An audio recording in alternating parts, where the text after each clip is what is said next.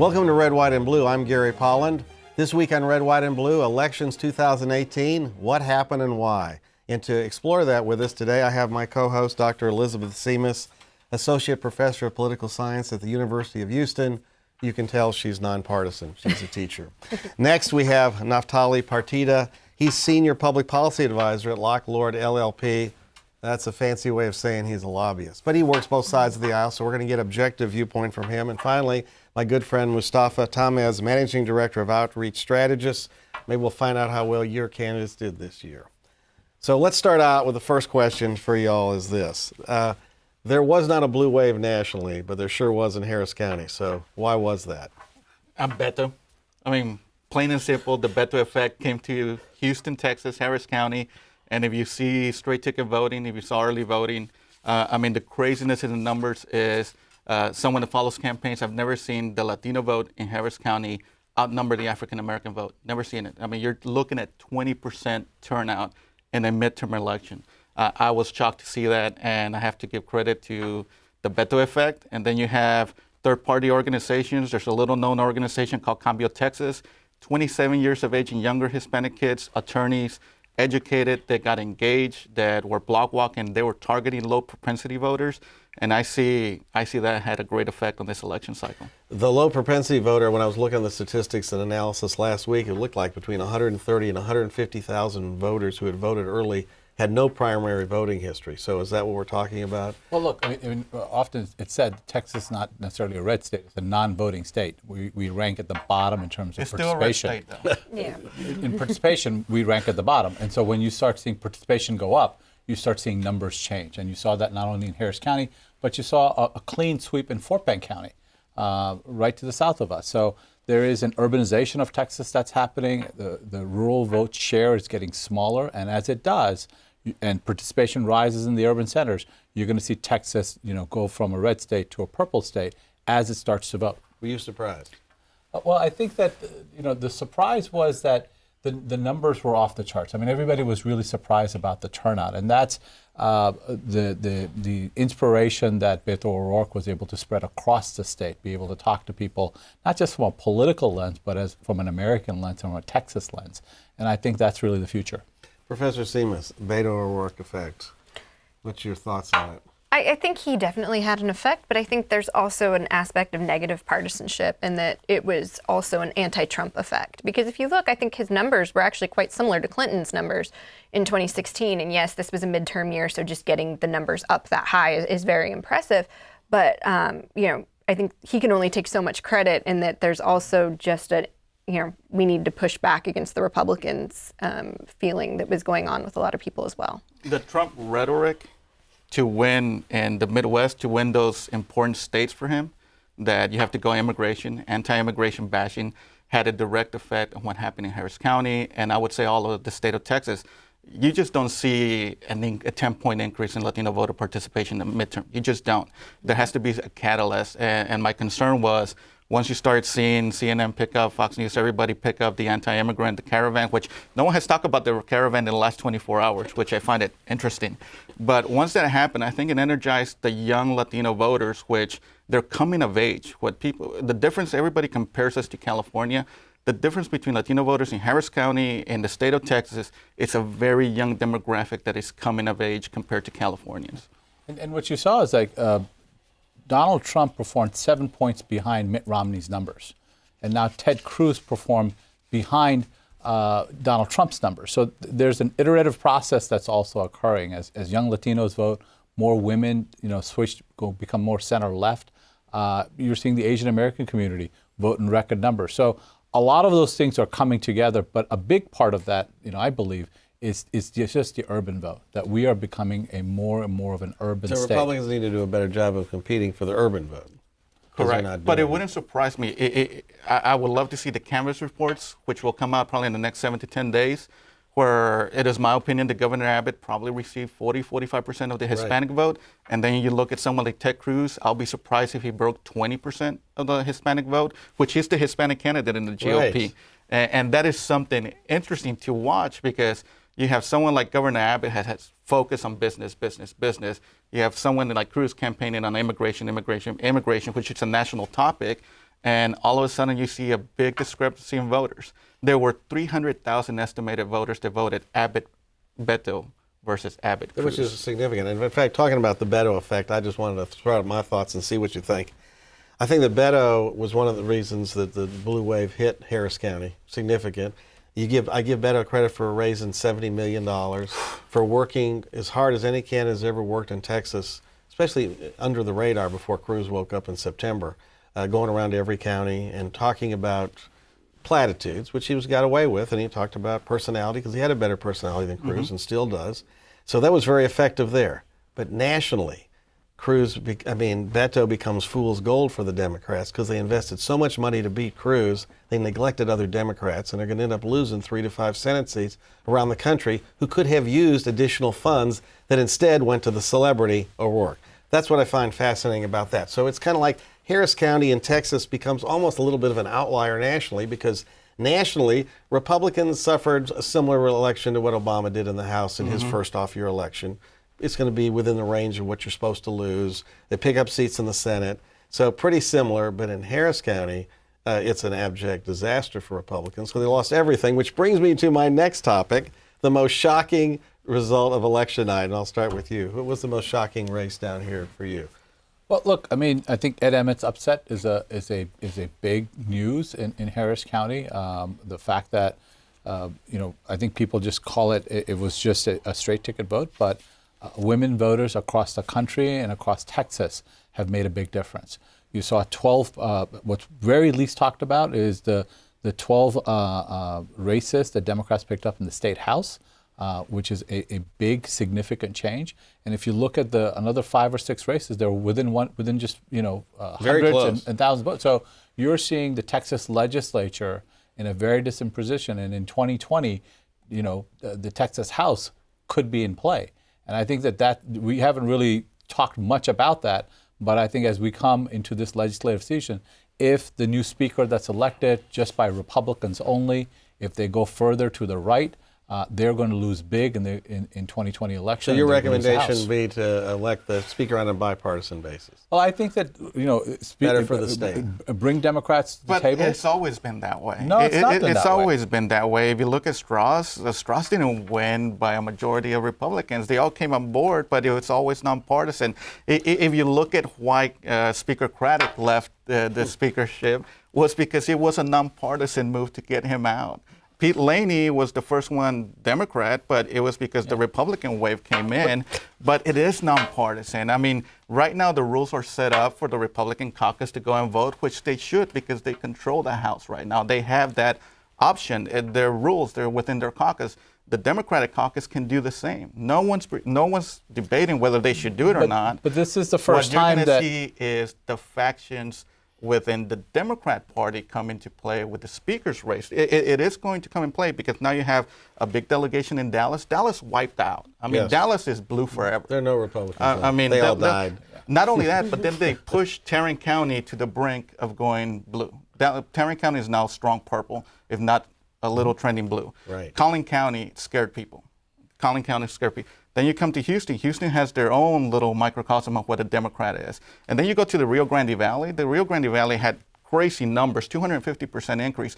And the Rio Grande Valley Democrats, you and I can agree, tend to be more pro-business, conservative values Democrats. So it's harder for the Democrats to keep a coalition to say we're all going to unite behind one. But look, they can form their own caucus. Well, look, I mean, in the past, it's always been that the speaker was elected by both Democrats and Republicans. Republicans took a vote, correct me if I'm wrong, took a vote saying that we're going to have a block vote to elect a Republican speaker and not. But really the rules are different. Well, but that was the vote that they took, and they had never taken that vote before in the caucus. And they still haven't done it, by the way. It hadn't happened yet. But the caucus, you look at the rules. And what I'm saying is that they should stay away from that they should pass Medicaid expansion, that they should reform education, that they should actually be productive, rather than go in there and vote on bathroom bills. And traditionally, the House has always been nonpartisan.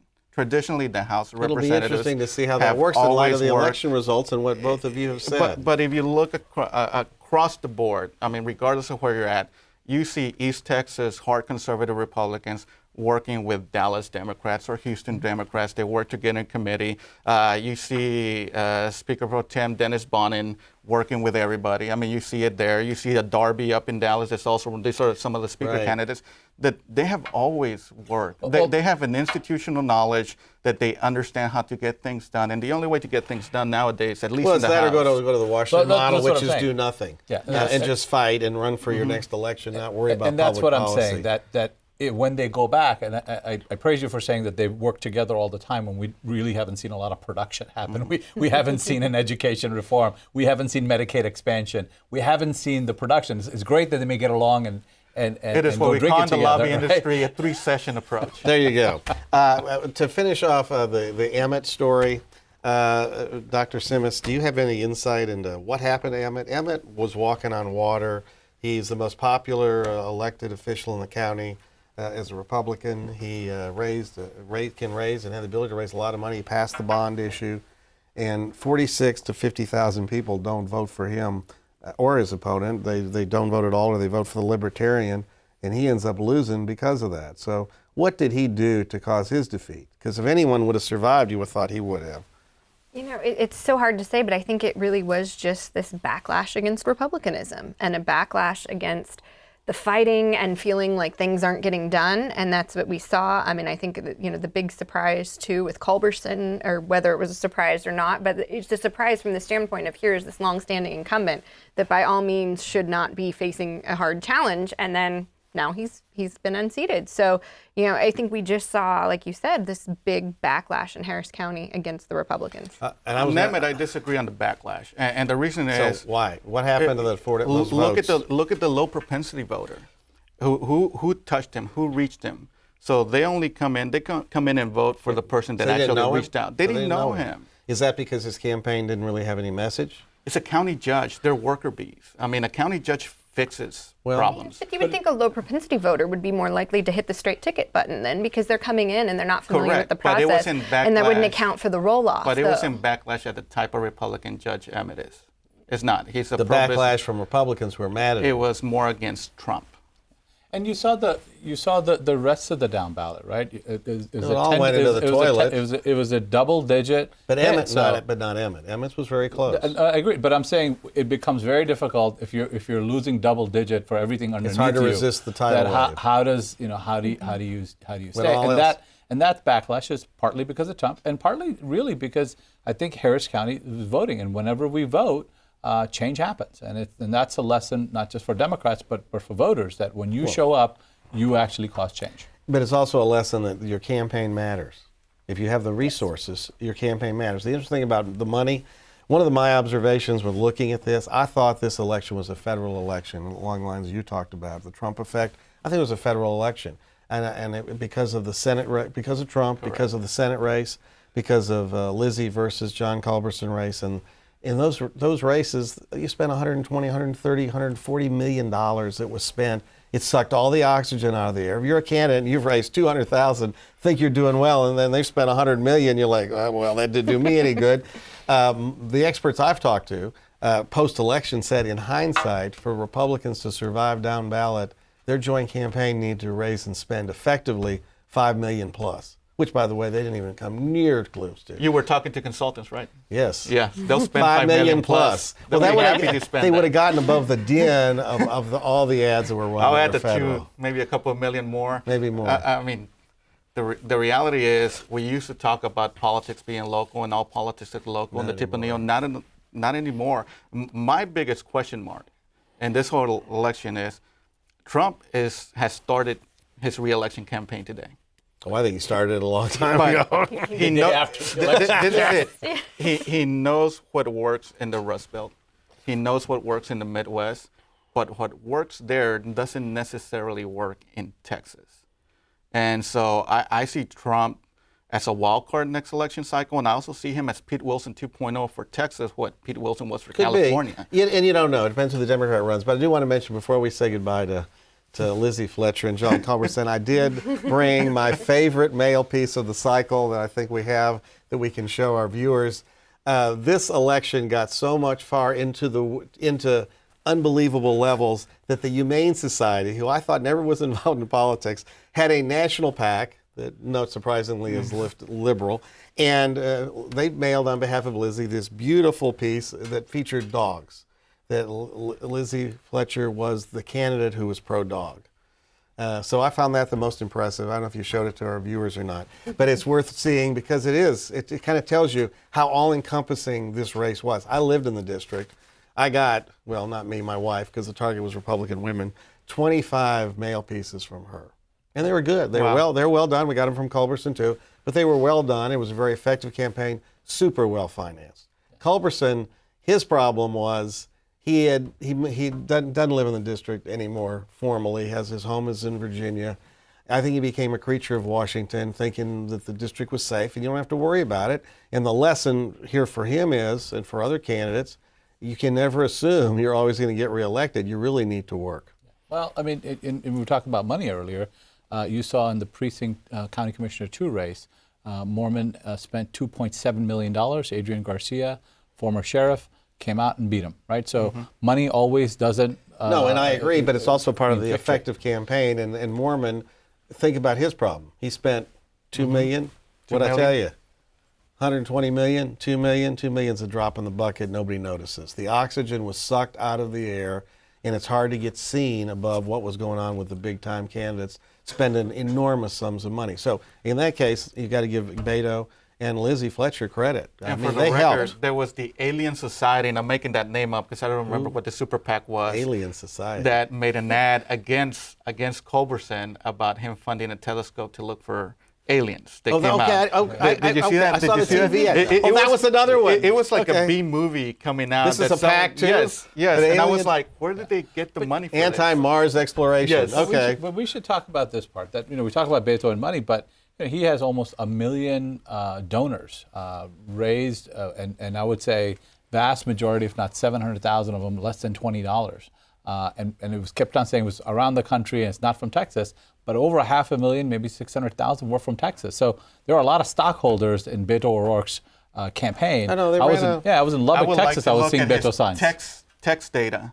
I mean, he has probably the most sophisticated text messaging data. And I mean, analytics but in even the state given of all Texas. a lot of that, those. he still lost. Yes. Fool's gold nationally. Okay. What about the judges? We lost 300, 400 years of experience that went down the drain. Some of the Democratic candidates who ran were outstanding lawyers, will make good judges. Some need work and are really not ready for prime time, to be fair.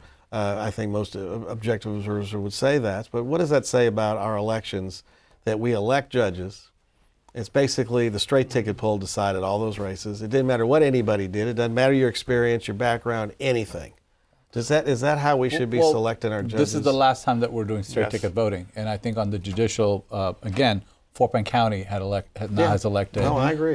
Democratic judges for the first time in history. So, but is it time to address? Every so many years, we have a calling that people want to say, "Hey, let's remove the judges from partisanship. Let's have an election in May instead of November." I mean, it's the time again to have that discussion because you're right. I mean, when you look at judges, there are really good judges on both sides of the aisle. Period. They're qualified. And the instability of the court system in Harris County for the last decade is just not there. And so you think it's time to explore that? I think it's time to explore it again. Yeah, look, I mean, at the end of the day, we live in a democracy. We live in a democracy, right? It's like, we live in a democracy. No, he can still get business. Now he can work both sides. Oh, there you go. It's a judge. They don't have to. They follow the rules. It's serious business talking about judges. But I think that we live in a democracy. The reason why every time we talk about is there another way, then we come back to the fact going, well, then somebody would appoint them, and who would appoint them, and how would that work, right? So at the end of the day, it is about electing judges. That's our system. We live in a democracy. And if you did a nonpartisan way, Harris County has the longest ballot in the nation right now. The longest ballot. Still does. And how do you then, low propensity voters, how do you actually know who these judges are? The same way that a county judge campaigns, the same way that a city council member campaigns. Partisan, right? No, a city council is partisan in the city of Houston. It's nonpartisan. Why is it okay? I mean, are they really nonpartisan? Secretly nonpartisan. Hold on. A citywide election in the city of Houston is nonpartisan. You can make the case that district Democratic races judge can. started winning. Now we should have nonpartisan Well, no, judges. actually, but think about this. it was actually talked about a decade ago. It was 20 talked yeah, it about was a talked decade about ago, a decade. and there was bipartisan support for it. There were a number of Republicans says, well, why are we going to do this? We're already winning all the races. And the answer is from the good government people was, well, because there are good Democratic judges and good Republican judges, and we ought to keep the good judges and get rid of the bad ones. That's why. But I'll tell you the fallacy of your idea that this is all about democracy. Nobody knows what the hell they're doing when they vote. These 70 judicial races, nobody knows. And moving even into people May, who work there. moving it to May or making it nonpartisan doesn't change that fact. And I think it would make it worse because, May, you'd get even a smaller turnout. Maybe people that are interested. Maybe More conservative voters don't. No. Maybe those doing the campaigns and those invested in the campaigns would do their job and go and reach out to the low propensity voters. If you want to So be an then they would elected have to raise official, money. Then the judges would have Well, to they go out still and do raise a lot anyway. of They're money. supposed to do that they anyway. still raise money. No, but like if you have to run, They look, still we raise can money. argue back and We forth. can, but I at want the to end of the day- circle back to the point you made, which I thought was significant. In 2020, we have no straight ticket voting. So I want to ask. I'll start with you, Professor. What is the impact going to be on our elections when we have the longest ballot in America, and you can't vote straight ticket anymore? You're going to be there for an hour voting. Research, though, has shown in other places, at least with shorter ballots, that there's actually less roll off than you would probably expect. That once you get people there, a lot of times they'll just go through and finish the ballot. But again, those are on shorter ballots. So we'll see what happens here with longer ballots. One thing I thought that was really interesting when I was looking at this research is that they actually found that it can raise people's voting on propositions and measures, because a lot of people go in, they hit the straight ticket button, and they forget that there are these nonpartisan things at the end, and they think they're done, and they walk out. So that could also change the picture on measures and propositions as well. But yeah, it's definitely going to have an effect where people just get to the point where, okay, I'm done spinning the wheel.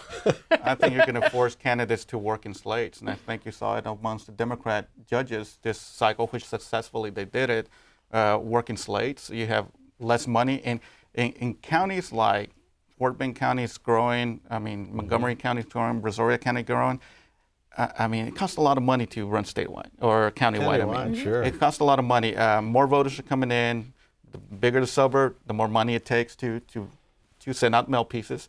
But I think you're going to force a campaign to work in a slate system where everybody pitches in their money and goes out and campaigns. All right, let me ask about the city of Houston, the propositions.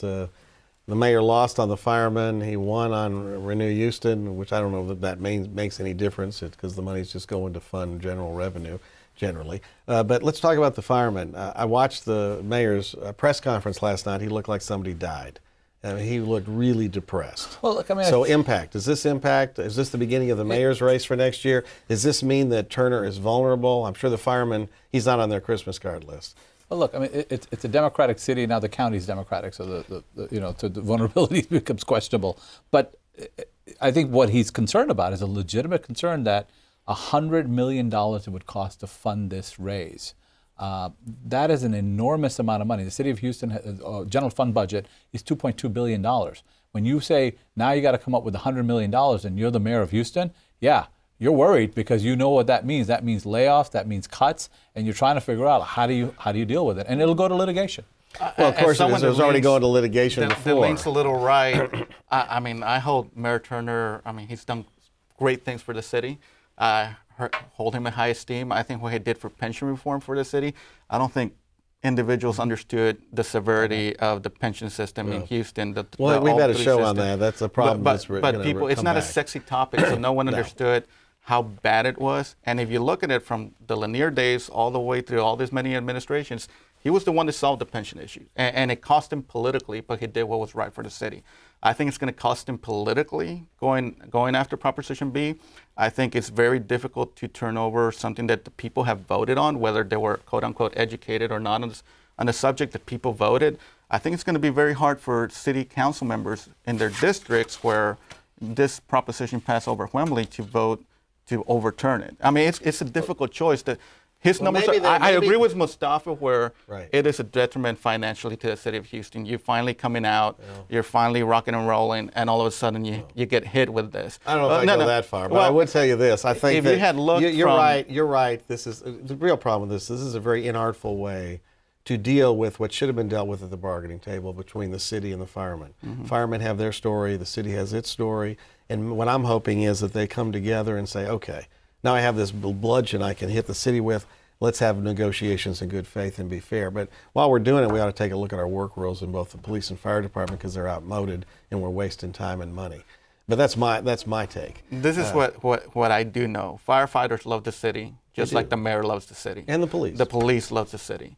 And I think, and maybe the optimist in me, I think all those three groups will get together, mend fences, because they need to work together. Well, and unfortunately, guys and gal, time is up. We could have talked for an hour and a half about this election. Yes. Thank you so much, Elizabeth, for being with us. Mustafa, always a pleasure. And Neftali, very, very good insight. I think we've learned a lot on this show today about how politics change. And one of the things interesting about our show is we'll be back again next week, but we'll be talking about a legislative preview, what's coming in the next session with Gene Wu, Representative, and State Senator Paul Betancourt. Till next time, take care.